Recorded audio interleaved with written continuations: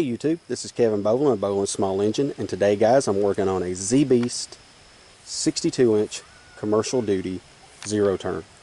I have never heard of these zero turns before, but I have to admit guys, after assessing this one and working around it and seeing the quality and how it was made more or less, I am not impressed. This thing truly is junk. I mean, simply junk from the ground up. The only thing that I can honestly tell you that I really like about it is the deck itself, and even that has its limits, okay? But without rambling on guys, I'm going to show you potentially what I've done. The homeowner had a friend of his drop it off, and believe me, I can tell you why. Okay, he had it dropped off. It was simply because he had cut wiring like so many people do. And yes guys, I know you've seen a lot of wiring issues here in the last couple of months that I have pitched at you guys. The reason being is 90% of the time, and why people are like this I do not know, but when they have an issue that they feel is beyond them, they reach for the nearest set of cutting pliers and they go to town on their wire harnesses. Okay, they cut the living hell out of them. Why, I truly do not know, but that's the world we live in, guys.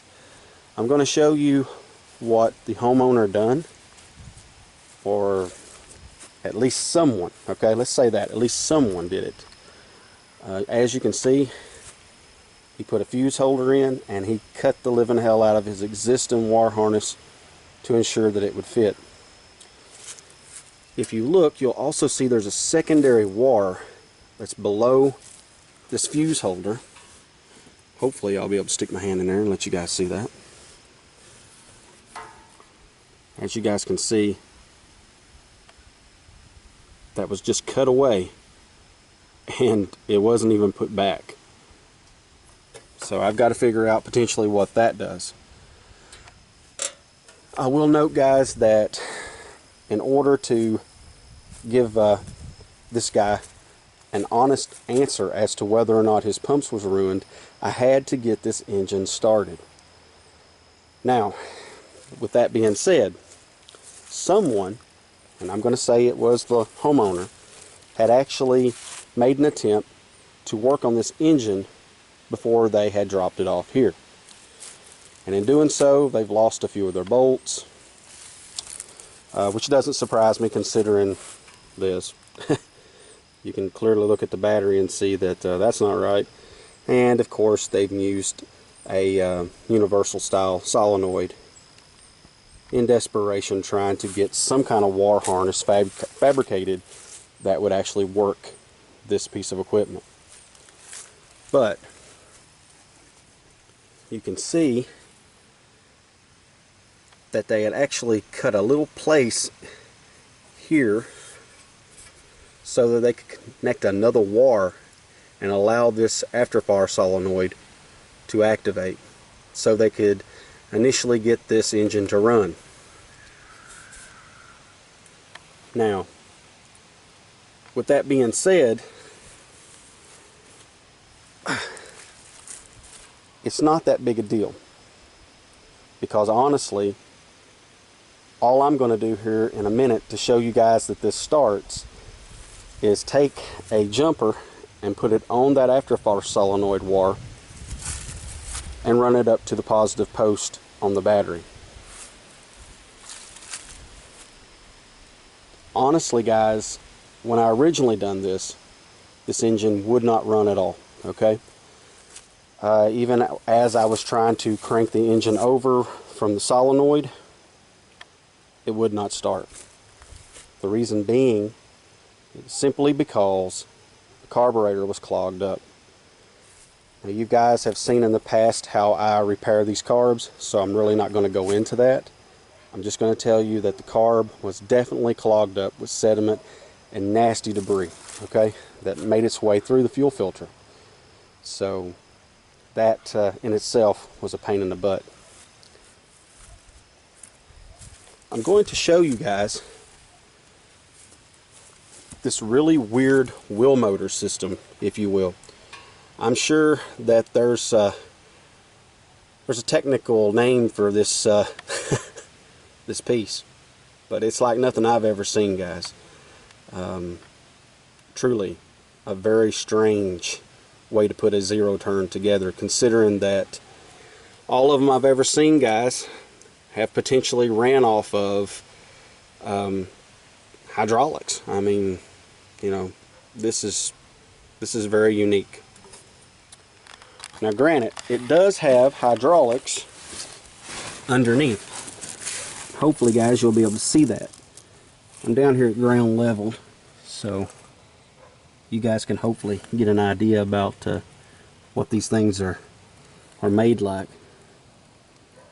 And these transmissions are supposed to be 40% stronger than your average run-of-the-mill transmissions that are put underneath modern zero turns.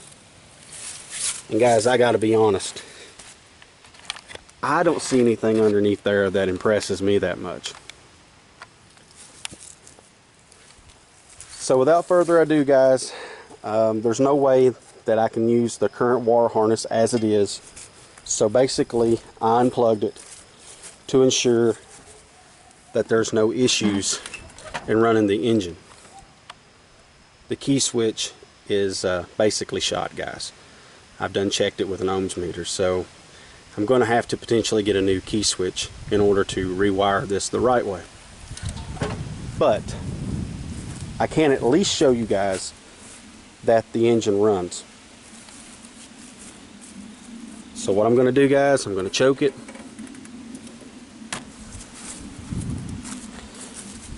I'm going to grab the nearest pair of pliers here. And we're going to turn this engine over. But before we do that, as I was showing you guys earlier, there's a spot right here on the solenoid wire that I can potentially connect some alligator clips to.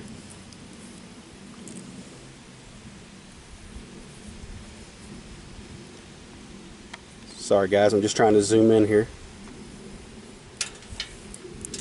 So bear with me.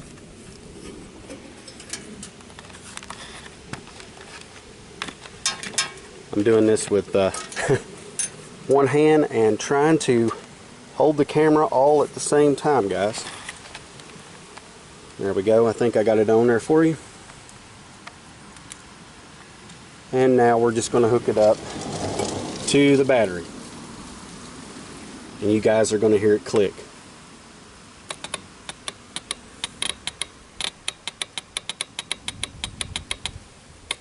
Okay. So now let's start this engine. All I'm doing, guys, is just taking a pair of pliers and connecting the two terminals.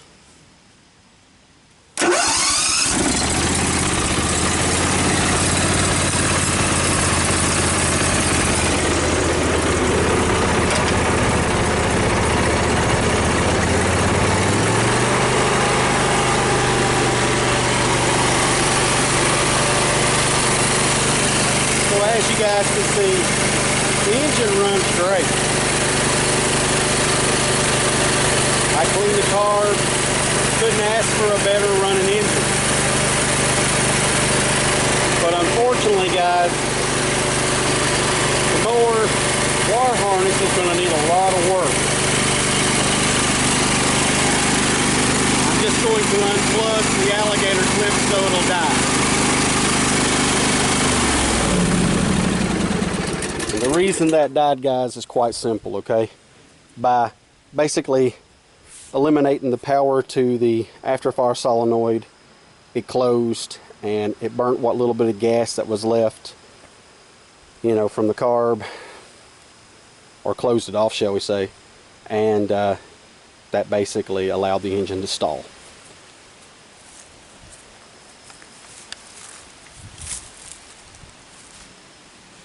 But I just wanted to show you guys that this mower, truthfully, it's going to require a lot of work.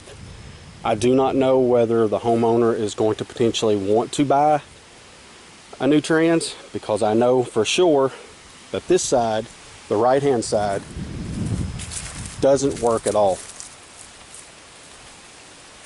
Howsoever, this one, which is pretty obvious, I guess, by the mud, it works very well, actually. But still, as I've said, guys, after assessing this lawnmower and looking it over, I'm not impressed by the quality whatsoever. In my honest, humble opinion, trying not to be biased, okay, it's junk. Okay, respectfully enough, it's junk. So if I was you guys looking for a zero turn, I would definitely pass up Z-Beast, because truthfully, you know, it's junk, guys. Until the next video, YouTubers.